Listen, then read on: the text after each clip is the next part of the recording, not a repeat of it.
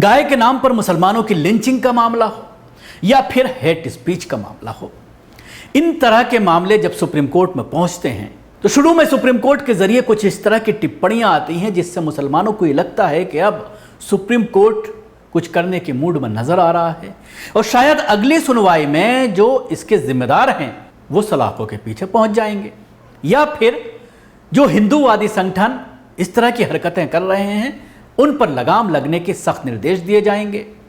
लेकिन होता कुछ नहीं। अगली तारीख में ये देखने में आता है कि मामला बिल्कुल उसी तरह से पलट नजर आता है जैसा कि आपने परसों देखा सुप्रीम कोर्ट में ईडी के डायरेक्टर को लेकर जिस तरह से पहली सुनवाई में सुप्रीम कोर्ट इस पूरे प्रक्रिया को अवैध बताती है, गैर कानूनी बताती है, लेकिन जब सरकार दोबारा उसको रिव्यू में जाती है, दोबारा से अपील करती है, तो उसके बाद सरकार की मंशा के मुताबिक 45 दिन का उनको एक्सटेंशन दे दिया जाता है।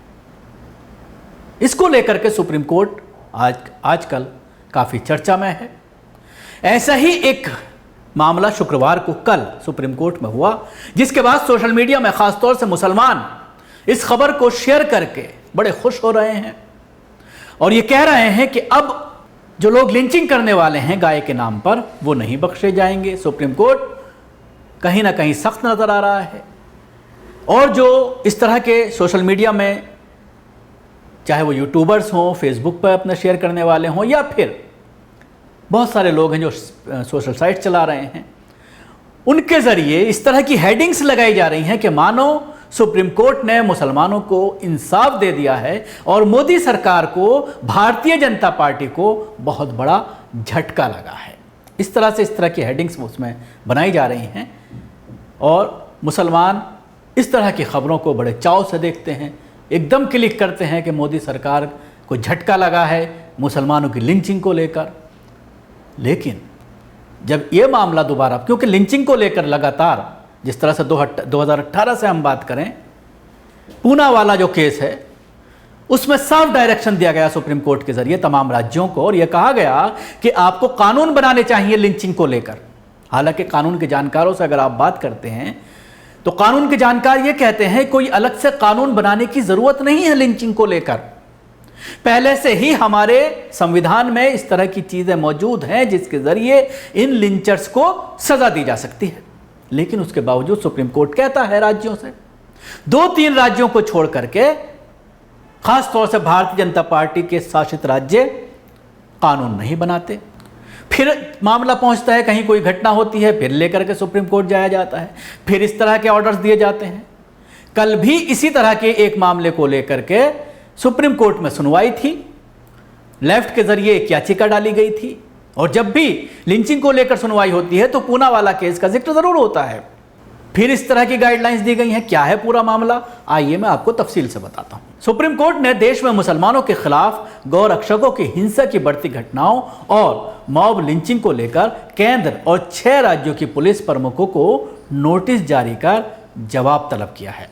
शीर्ष अदालत ने एक जनहित याचिका पर सुनवाई करते हुए यह नोटिस जारी किया है। याचिका में पिछले 6 महीनों में सामने आए मामलों को लेकर मुआवजे की मांग की गई है। भारतीय कम्युनिस्ट पार्टी से जुड़े संगठन national federation of Indian women की तरफ से दायर याचिका पर शुक्रवार यानी 28 जुलाई को जस्टिस BR गवई और जस्टिस JP पारदीवाला की पीठ ने सुनवाई की। याचिका में तहसीन पूनावाला मामले में 2018 में सुप्रीम कोर्ट के निर्देशों के उल्लंघन को लेकर चिंता जताई गई है। इसके साथ ही सुप्रीम कोर्ट से सभी राज्यों को 2018 के सुप्रीम कोर्ट के निर्देशों के अनुरूप कार्रवाई करने का आदेश देने की मांग की गई है। याचिका पर सुनवाई करते हुए सुप्रीम कोर्ट ने केंद्र सरकार सहित 6 राज्यों हरियाणा, मध्य प्रदेश, बिहार, राजस्थान, उड़ीसा और महाराष्ट्र को नोटिस जारी कर जवाब मांगा है।